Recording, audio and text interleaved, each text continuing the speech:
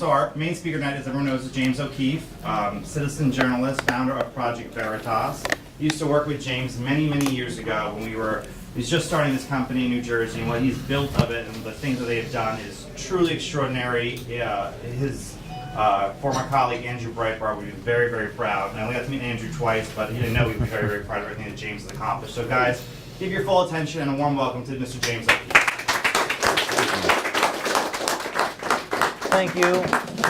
Thank you very much for having me. I was supposed to show some clips, but I think we had some technical problems, so I'll just talk for however 15 minutes, and then we can make this interactive. There's a new book out that we did at Project Veritas. It's called American Pravda. I don't know if how many people have gotten this book or read this book so far. Not many people, so we have it available today for purchase. The reason I called this book American Pravda is because in the Soviet Union, there was a newspaper. I was born in the 80s, and there was a Soviet newspaper called Pravda, which was the word for truth in Russian. But the difference between the Soviet Union's Pravda and the American mass media is the people in the United States do not know they're being lied to. In the Soviet Union, they knew it was a lie, and they participated in the lie. And I was at Chicago's airport the other day, and I was standing at the baggage carousel, and they had CNN on. And everyone was just amazed by what they saw on CNN, the Chiron. But it's what they don't show you. The way propaganda works, it's what they don't tell you. And what we have in the United States is a media that no longer does the job, that no longer actually does investigative journalism. They used to do it. They did it years and years ago, before I was born. They did journalism in Chicago. Mike Wallace did journalism. They're even doing journalism in the United Kingdom. I don't know if you guys saw this week, they did an undercover report in the United Kingdom going undercover into a group called Cambridge Analytica. How many of you saw that one? Everyone saw that. When's the last time you ever saw something like that in the United States? Confronting people in power, door-stopping them like Mike Wallace used to do. So what Project Veritas believes in is we have this vision. We believe in the power of free people if they're given information about the world they live in, if they're given the truth, that they'll make the best decisions for society. They'll make the best, most important decisions. But they have to be educated. And the problem in this country is the American people are not educated. So we go out and we educate them. And we believe the only way to do that is to dig deep. Because where is the virtue in passing along untrue information to the masses? Where is the virtue in giving people fake information? So we have to go undercover. Now, how do we get started at Project Veritas? We sort of talk about this in this book, American Pravda. We're most famous in 2009, along with Andrew Breitbart. I went into Acorn as a pimp. And I had a young woman play the role of a prostitute. And you may be wondering, well, you don't much look like a pimp, right? Not the most pimp-like of individuals. Wasn't going to be me. It was going to be a colleague of mine from New Jersey. He couldn't do it. He had to go to class that day, so I became the pimp. And in order to be convincing, I asked my grandmother for a sort of chinchilla shawl coat, right? And from the 1970s, and I wore this coat, and I went to Acorn here in New York City on Nevin Street in Brooklyn. And I went in there, and there was a line of people. There were probably 30 people in front of me. And I said, I really got to get to the front of the line somehow. So I sort of said, I said, hey, my girlfriend, she's a hooker, and I'm her pimp. And they said, come on to the front of the line. Come on, we're going to get you set up here. And we went into a private room, and they told me how to classify the prostitutes as dependents on my tax forms. They told me about all the illicit behavior. They told me to put the pimp money in a tin can and bury it in the ground and cover it with grass, is what they said. And they did not know they were being videotaped. How many people remember these videos? Pretty much everyone. Now, what's interesting about these videos is that we release them one at a time, of course. And when we released the first video, they said, well, that's just an isolated incident. That's just a rogue employee. And then we released the second video. And then we released the third video. And the fourth. And it turns out that this story was not about Acorn. When I met Andrew Breitbart, he died in 2012, but when I met him in 2009, he saw the video clips, and the first thing that he said when he saw them was, oh my God, this is going to embarrass the New York Times. I said, what are you talking about, New York Times? He said, because the New York Times is going to cover this up. And they did. They covered it up. And New York Times apologized after President Obama signed legislation to defund Acorn. Both houses of Congress were democratically controlled. There weren't Republicans in government. And they defunded this group, Acorn. So what I learned early on in my life, and this was 8 years ago, is I learned that it does not matter who is in power. And that's not to be disrespectful of people running for office. There are lots of good people who should run for office. We need good people in office. But at the end of the day, what matters is outraging the people, is informing the people, is if people could see with their own lying eyes what was happening inside the IRS and the DOJ and the FBI and the DHS and the EPA, if people could actually see what was going on, there'd probably be riots in the streets in this country. So our goal then is to show people what goes on. And that's what we do at Project Veritas. And when the New York Times had to apologize in an op-ed called Tuning In Too Late, it was written by the former ombudsman, Clark Hoyt. He said, we made a mistake. We didn't cover the story. So Project Veritas is based upon the premise that the media in this country has more power than all three branches of government combined. How do you know that? Turn on CNN. You'll always see a congressman on. You never want to get in between a politician and a camera. So we believe that we need to hold the media accountable, and that's what we've done this year. We went undercover into CNN. We caught a CNN producer saying the Russia story, in his words, he called it, quote, bullshit. He said that it's all for ratings. He said that the CEO of CNN said in an internal meeting, let's just talk about Russia. Let's just get back to Russia for the money. We had 2 Washington Post reporters on a hidden camera saying the same thing.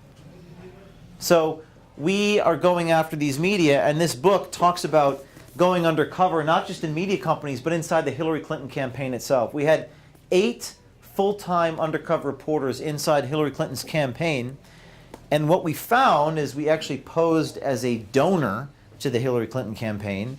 The donor had a niece, her name was Angela, and we worked out of the office of a guy named Bob Creamer. Bob Creamer was best friends with Barack Obama, had done community organizing work with Barack Obama, and he told us they were inciting violence at Trump rallies. He told us that they were taking money from the DNC and subcontracting it through various groups in order to incite violence on the ground. He told us that they were busing people across state line using fake IDs. And when we had these videos in the can in the 2016 presidential election, they were great videos. They went viral, they caused resignations, but as we were about to release the videos, guess what happened?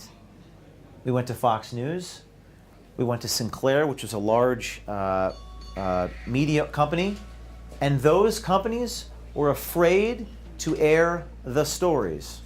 Why? Because the videos were false? No. They were afraid to air the stories because the videos were true. And what I learned and what I gleaned was that they were afraid that when Hillary Clinton was going to get elected, that she was going to revoke their broadcast licenses if they aired the videos. What does that tell you about the country that we live in? When a small nonprofit organization has to break news because the big media conglomerates are afraid of retaliation they might face from the government. I mean, that's unbelievable. So what does that tell you? Well, it tells me a couple of things, but the first thing it tells me that if independent people, if independent citizens like us don't actually do the job for them, the job won't get done. These videos were enormously impactful. They prompted resignations. They prompted a mention in the debate between President Trump and Hillary. Some say that if these videos didn't come out, the presidential election outcome would have changed. And what I realized in reading history and history of investigative journalism is that we are in a dangerous place in this country, because if the people of this country don't have the balls, the fortitude, to actually challenge the status quo because they're afraid of what might happen to them, then we're going to end up like the Soviet Union. Now, it is not easy. And there's another section of this book where I talk about crossing the border dressed like Osama bin Laden to show how easy it was to evade border security.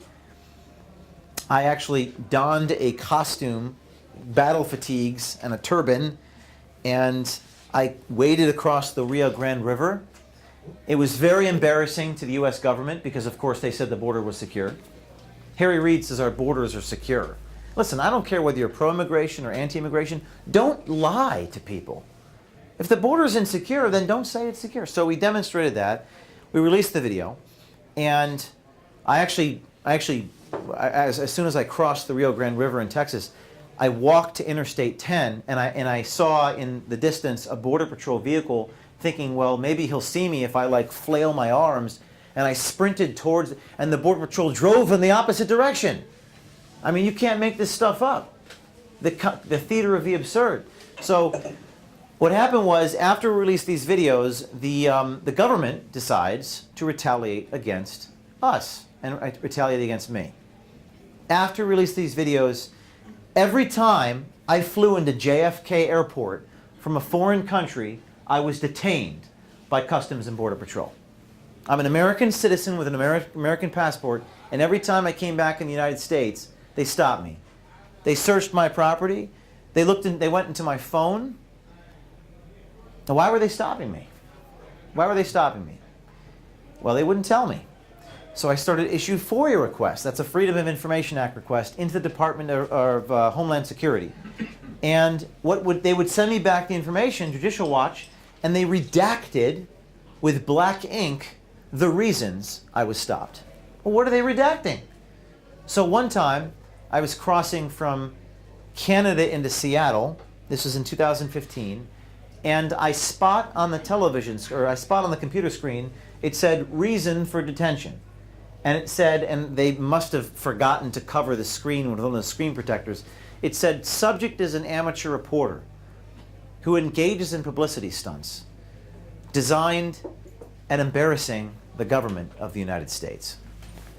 I mean, that's unconstitutional. That's against the law. They can't do that to people. And they redacted the reason. And as soon as that happened, I called this reporter at the Washington Post. Not everyone at the Washington Post, I guess, hates us. There is one guy old school guy, Jerry Markin was his name. And I said, this is what I saw. So he picked up the phone and he called Department of Homeland Security. And after he made that phone call, they stopped retaliating against me. So what is the moral of the story? Well, first of all, our government is doing illegal, unconstitutional things. There is no accountability. There is no transparency. There isn't even an organization in the United States dedicated to doing this, because the mainstream media functions as a propaganda mechanism. And that's not a right-wing mindset. Noam Chomsky, no right-winger, wrote a book called Manufacturing Consent, where he argued the reasons why they did that. Because the mainstream media, it's not that these journalists are bad people. It's not that they're even bad journalists. They're part of a system of a means of production that manufactures consent to preserve the status quo because they have skin in the game. Because they have skin in the game. Because they're part of the problem. So when I wrote this book, American Pravda, I went on the Rush Limbaugh show. I went on the Hannity show. I read a lot of history, and it dawned upon me that the only people who are going to actually challenge those in power are us. We can't depend upon the media. We can't depend upon the government. It requires ordinary people. These are extraordinary times. Last week, the director of the FBI was fired. And we're told on MSNBC and CNN that this is Watergate, when the own Inspector General recommendation was that he be fired. So we live in extraordinary times, and there really is a deep state, and I've seen it. I've been incarcerated, I've been jailed, I've been sued. As I speak, I have the Attorney General in this state, a man named Eric Schneiderman, who is attacking my organization, who is digging into my organization, saber rattling. The guy sent a letter to the New York Daily News before I even got the letter, So my picture was on the front of the Daily News a few months ago, and it said, Attorney General investigating James O'Keefe. And then donors couldn't give us money because banks said, well, you're under investigation by the Attorney General. It's like the tail wags the dog in this country. It's like something out of an Ayn Rand novel. And we're living it. Or how about this one? The Attorney General of California is putting us through a full correspondence audit at Project Veritas. And one of the things they want in this correspondence audit is they want the names of all of our independent contractors. Well, guess what? We're an undercover journalism outfit. If they have the names of the undercover journalists, people get burned. And let me tell you something. Some of the things that our undercover journalists are doing, if they get burned, they could get shot. So Xavier Becerra, the Attorney General of California, wants to shut us down.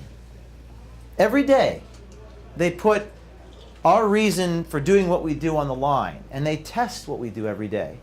And that's what it takes. And these are the types of stories you'll read as part of our mission.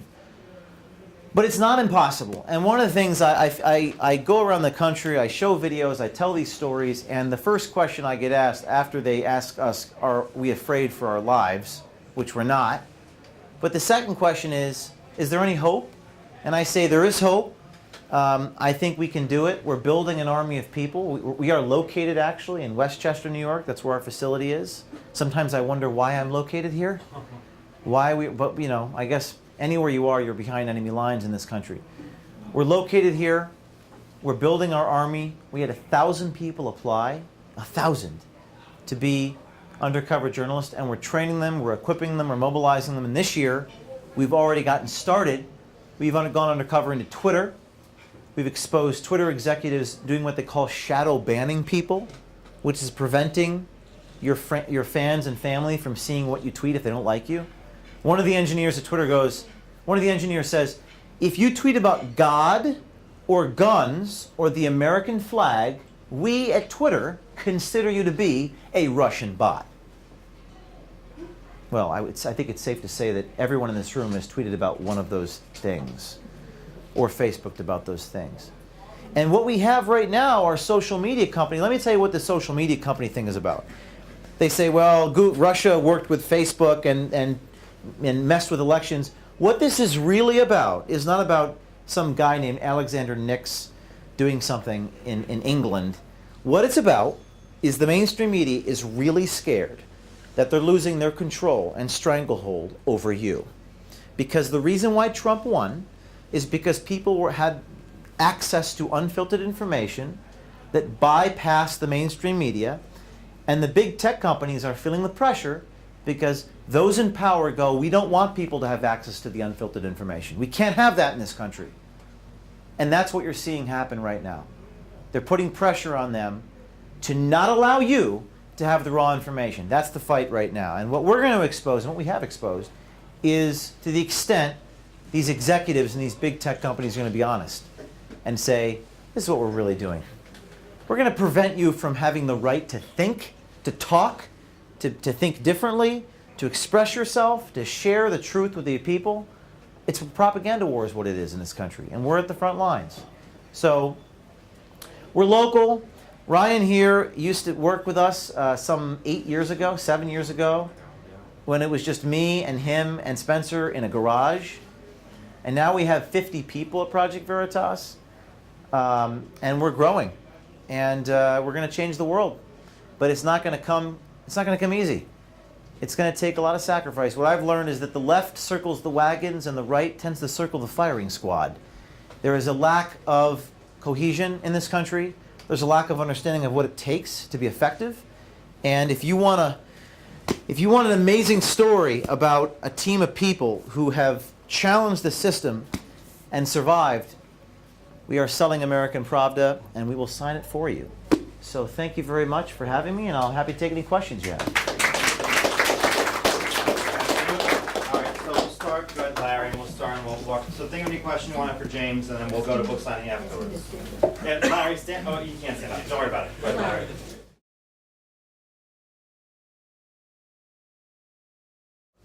I think well, it's a very good question. I think it goes back a long time, and I've read a little bit, but I think there's this guy named Edward Bernays who wrote a book called Propaganda in the 1920s. And he quite literally says that people are too stupid. He said that there's the herd instincts that are in the American people, that we need to take information and consolidate them into what Walter Lippmann called stereotypes. He invented the phrase. So we need to have these neat little patterns that we can throw into your heads. And if you, and I see it, I assume everyone in this room does. I can't even watch CNN anymore. I mean, it's god awful. You can't even watch it. It's disgusting. They had shithole on the Chiron for an entire week. I mean, do you understand like what's going on in this country? Like they don't want you to see what's happening inside the FBI. They can't have that. And what's happened is there's been this sort of veneer. I don't even know if it's a conspiracy anymore. I think Trump won because people are seeing that there's a veneer, right? But if you go back 100 years, you start to read some of what these, I suppose they called them journalists or ad men or political guys were writing about, and they were making it very clear that we can't allow the peasants to have the raw information because that would become dangerous. Now, I think if you go to the 1970s, Watergate happened, and before Watergate, you had the sort of rough and tumble, sort of muckraking journalism with Upton Sinclair and Nellie Bly, actually in New York City, and you had Chicago Sun-Times, and you had all these shoe leather reporters who would do anything to get the story. And I think Watergate changed journalism because now journalists, instead of pursuing facts, now they realize that they could become famous and they started pursuing power for its own sake. And then you had a situation where nowadays journalism is 90% opinion and 10% fact. I can't even remember when I turn on TV. Fox News is mostly opinion. There's just no facts. It's all emotion and opinion. And my argument is that if you want to be a journalist, you got to focus on the facts. And nowadays, the commodity is not facts, it is opinion. It's expensive to go out and do this sort of investigative work. And you fast forward to the 80s and 90s, and then you have Food Lion, where ABC News got sued by a grocery store called Food Lion. They went undercover. And the lawyers at the network said, we're not going to do this investigative work anymore, it's too expensive. So it just sort of went away. And I think you have a mechanism where it's unsafe to rock the boat. It's unsafe to challenge. People were afraid to investigate Hillary Clinton because when she got elected, she would retaliate again. That's a banana republic. That is not an American or journalistic ideal. And I told some of these journalists, I said, are you a businessman or are you a newsman? How do you believe in what you report, or are you gonna sacrifice your principles? And I decided to stand up for my principles and say to hell with them. They can go ahead and audit me, and they do, and they are. They're right now. They're trying to unmask my identities of my people. And if they decide to put me in a courtroom and they decide to have me give the names of my undercover journalists, I will be held in contempt of court and I'll be jailed. And if I go to jail, I'll go on a hunger strike because fuck them. Yes or yes? Go ahead.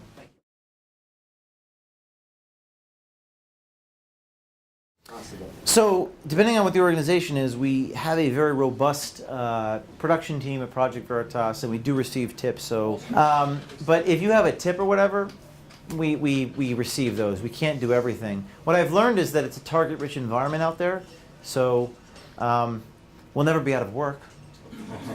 There's a lot of things happening, you know. We have a monopoly. No one actually does this anymore, at least not in the United States. So, depending on what the tip is, we'll follow up with you. Thank you, I appreciate it. James, I have a quick question. What do you think is the biggest lie the media put on the country in the last 20 years or 30 years? If you could pick one, it was the biggest one. The biggest lie? Yeah. There's a lot of lies, but I'll pick one. Okay. I think the civil rights issue of our time is public education, and I think. I remember that movie, The Cartel, with Bob Bowden. We were talking about that years ago. Yeah. And I'm from New Jersey. And in Newark, New Jersey, it costs some $25,000 to educate a student. and the graduation rate is abysmal. Like in some parts it's 10% or 20 or 30%, right? So what's the solution to the problem? More money. And you have these massive, in New York State you have these pension fund abuses, and you have these unfunded liabilities, and you have education costing $80,000 a year, and I think that is the education system breeds this sort of incompetence and lack of understanding of the world around us, and they just get bigger and more bloated. But I think the key critical component to that lie is the racism. I think it's racism against minority and African Americans in these sorts of places, and the intentional not allowing them to self-actualize and not giving them the opportunity to make something of themselves for political reasons. That's a great lie, and I think it needs to be exposed.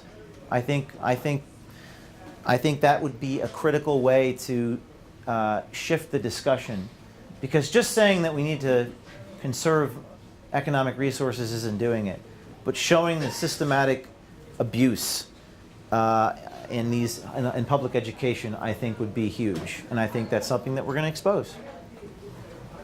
Guys, any more questions? There was one back there, George. So you have a question?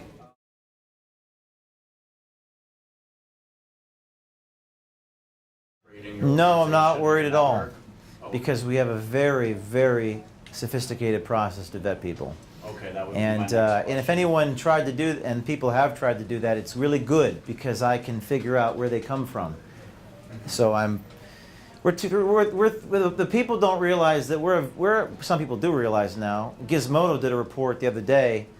It was on NPR National Today, and they were asked, is this Veritas group, are they a joke, or are they a force to be reckoned with? And the reporter from Gizmodo, who had actually spent a month interviewing people, quickly stuttered and said, no, they're a force to be reckoned with. People who have actually studied what we do and who we are, we have a very serious process, and we put people through quite a situation.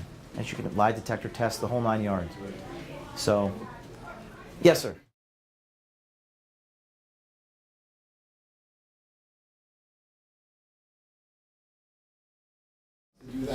I think you're right that one of the greatest virtues of this president is him calling out fake news, because I said in this talk that I believe the news media has more power than all three branches of government. And if you don't believe me, any politician spends all their time trying to get on television. And by the way, all political races spend all their money buying ads on television. So the media has all the power. What's happening, though, and this is really important, especially this week with all this news about Facebook, is that things are changing. In fact, things already changed.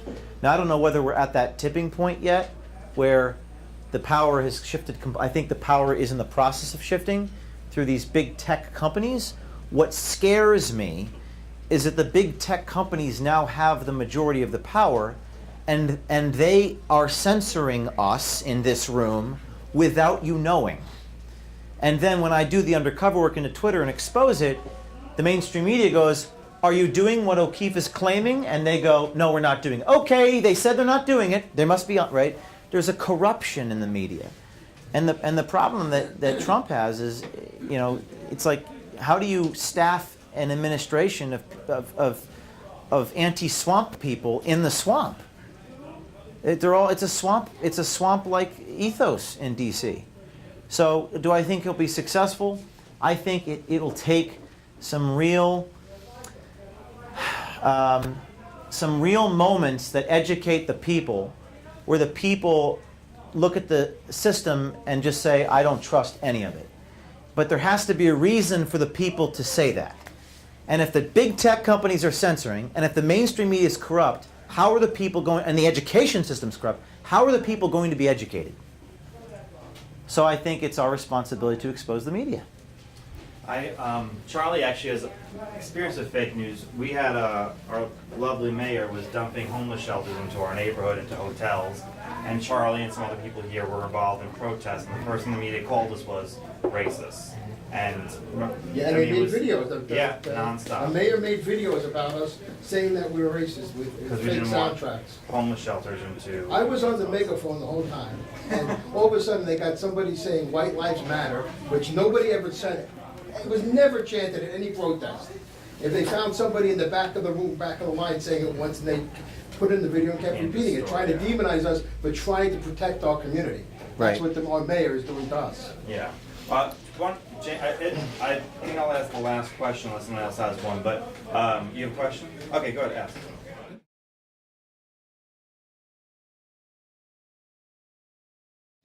It's like saying, what are the competitors to Amazon? There are none. It's a big problem. These companies have total monopolies. They have total power. And there are places like Gab, which are trying, but has anyone heard of Gab in this room?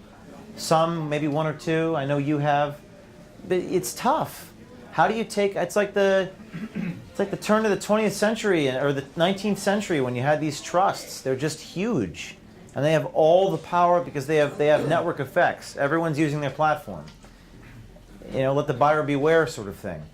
So what is the solution? I think the solution is education and transparency. What do you think of antitrust legislation? I don't know. I don't know what I think about that. But I think that if people knew what was going on inside of Google, and I have an idea. They fired James Damore, and there's other people on the. If people had any idea what was going on, I think that, and this goes back to our vision, which is I'm a journalist, right? Even though they don't think I'm one, I am one. And unlike every other journalist, I will never tell you what I think the solution is. I will only tell you what the problems are, because I believe that if people really know what the problems are, the solutions, we have all the people in Congress are supposed to figure out what the solutions are. They don't actually do their jobs, though. So I think that if we show the American people just how bad it is on the inside, people will be able to figure out what the solutions are. And those companies will be called before subcommittees in Congress, like Twitter was last week. Did we have another? Larry, last question. Yeah. So what, in your opinion, what's their end game with all this? Whose end game? The liberal media. What are they trying to accomplish? Where are they taking us? What are they trying to I think everyone in this room could probably answer that, but money and power. I mean, it's a tale as old as time. What's that? Not the destruction of the country. I think that's part of it. But I think a lot of it's economics. Facebook, intentionally was doing the same thing with the Obama campaign back in 2012, mining data, and nobody talks about it. So it's a huge problem. And I said, if you haven't read, read this book, but there's this book, Gulag Archipelago by Alexander Solzhenitsyn, and it's all just a little bit of history repeating. We've been through the cycles over and over and over again. That's exactly why I asked And the question. what I worry about is, like in the Gulag Archipelago, that you rat on your family so you didn't go to the Gulag. I'm seriously worried. People in this country, everyone is so afraid. I got people inside these big tech companies said they make $500,000 a year, and they love me, and they love Veritas, and they say, but I'll lose my mortgage if I tell the story of what happened inside this place. Taken to the extreme, you have a country of moral, feckless cowards, all of whom are unable to blow the whistle for fear of being sent off to the so-called gulag. And my call to action to people is to fight for the country and do what's right, because the people who founded this country, as far as I know, gave up their lives, their sacred honor, so forth and so on, for a cause greater than themselves. And the war, as I would say, as Marcus Luttrell would say, and he's a decorated veteran, Navy SEAL, said, the war is not overseas, the war is on our own soil.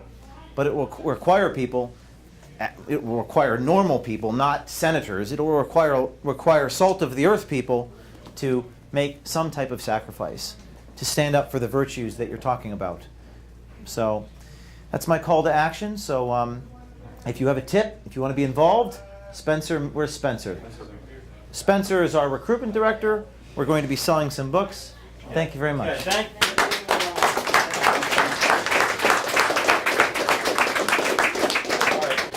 James is gonna set up. I strongly recommend if you wanna buy his books, come buy his book. Meet him. Meet Simon Minching if you have a chance. And anyone second to close the meeting on that? Yes. Anyone else, anything else concerned? All right. Well, yeah. We'll end the meeting. Okay. All right. Thank you, everyone, for being here. Our next meeting is in April. Please come if you haven't come before. We'd love to have you all here. Go buy a copy of James' book. Everybody. She'll email. Go buy a copy of James's book. Go meet Simon and hang out for a little while. Go buy a copy of the book.